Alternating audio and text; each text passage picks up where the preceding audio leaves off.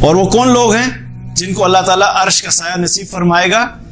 حدیث میں آتا ہے نبی صلی اللہ علیہ وسلم نے فرمایا کہ قیامت والے دن اللہ تعالیٰ 7 طرح کے لوگوں کو اپنے عرش کا سایہ نصیب کرے گا۔ اب ہماری کیا ریکوائرمنٹ ہے؟ ہمیں عرش کے سایہ کے نیچے جگہ چاہیے۔ جگہ کرنے کے لیے ہمیں 7 اعمال بتا دیے آپ صلی اللہ علیہ وسلم نے، اور بھی چیزیں ہیں لیکن یہاں پہ صرف 7 کی بھی بات کرتے ہیں کہ وہ لوگ ہوں گے، کچھ خاص کام کرنے والے لوگ ہوں گے جن کو اللہ تعالیٰ عرش کے سائے کے نیچے جگہ دے گا۔ پہلا وہ شخص عادل حکمران۔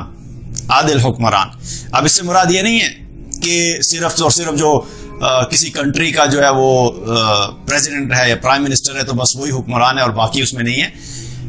حکمران سے کیا مراد ہے کہ جو بھی لیڈر ہے، جس فارم میں بھی لیڈر ہے، جو گھر کے اندر گھر کا لیڈر ہے وہ ہو گیا، آپ اپنے آفس میں آپ کسی کے لیڈرز ہیں، لیڈرشپ ہے آپ کے پاس، آپ ہوگے، اور اسی طریقے سے کسی محلے کا کوئی لیڈر ہے جس کے پاس بھی لیڈرشپ پوزیشن ہے اور اتھارٹی ہے، تو اللہ تعالیٰ نے اس کو کیا، اس کے اوپر ایک رسپانسبلٹی ڈالی ہے، اور وہ رسپانسبلٹی کیا ہے کہ عدل سے کام لو، انصاف سے کام لو، لوگوں کے درمیان عدل کرو۔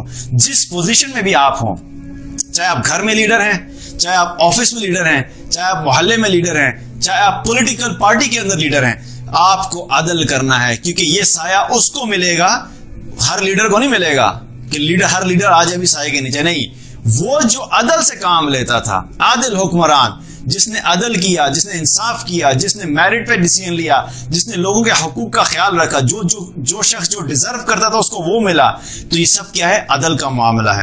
تو عدل کرنے والا حکمران کون ہوگا؟ وہ اس دن اللہ کے عرش کے سائے کے نیچے ہوگا۔ تو عدل کریں گے، اگر آپ کو لیڈرشپ پوزیشن ملی اور آپ نے عدل سے کام لیا تو انشاءاللہ آپ کی وہاں پہ سیٹ ریزرو ہوگی اللہ کے عرش کے سائے کے نیچے۔ دین کی بات پھیلانا صدقہ جاریہ ہے، ثواب کی نیت سے ویڈیو کو شیئر ضرور کیجیے۔ جزاک اللہ۔